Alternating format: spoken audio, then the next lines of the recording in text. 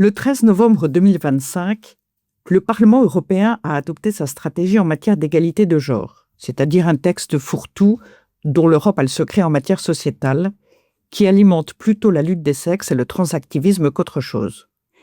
Mais, très bonne nouvelle, ce texte comprenait aussi un article très encourageant sur la gestation pour autrui.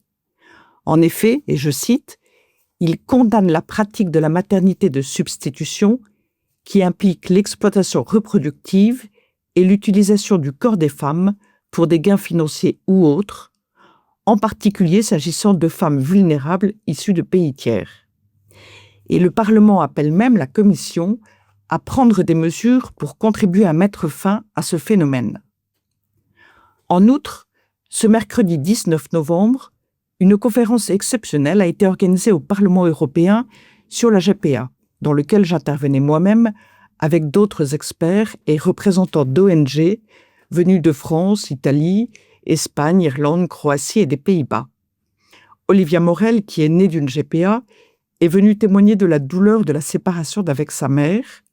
La ministre de la Famille d'Italie, Eugenia Roccella, est longuement intervenue, ainsi que Rem Al-Salem, la rapporteure spéciale à l'ONU, qui a récemment publié un rapport condamnant toutes les formes de GPA, une grande première à ce niveau. Cette conférence était un événement exceptionnel aussi, parce que l'ensemble des intervenants considéraient que toutes les formes de GPA doivent être abolies. En clair, aucun d'eux n'estime qu'un encadrement, aussi strict soit-il, pourrait rendre la GPA éthique, contrairement à ce que les militants de cette pratique prétendent. La ligne commune était donc que la seule solution, c'est l'abolition universelle de la GPA.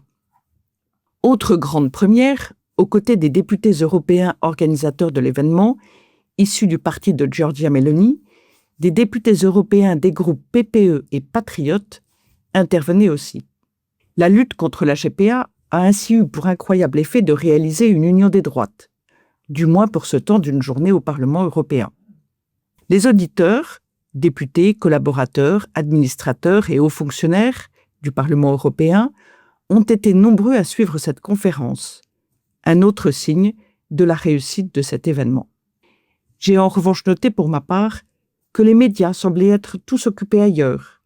Il est vrai que les journalistes belges et ceux qui suivent l'activité de l'Union européenne sont plutôt réputés s'intéresser aux événements progressistes.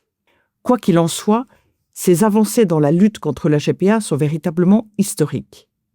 Cependant, de la coupe aux lèvres, il y a loin.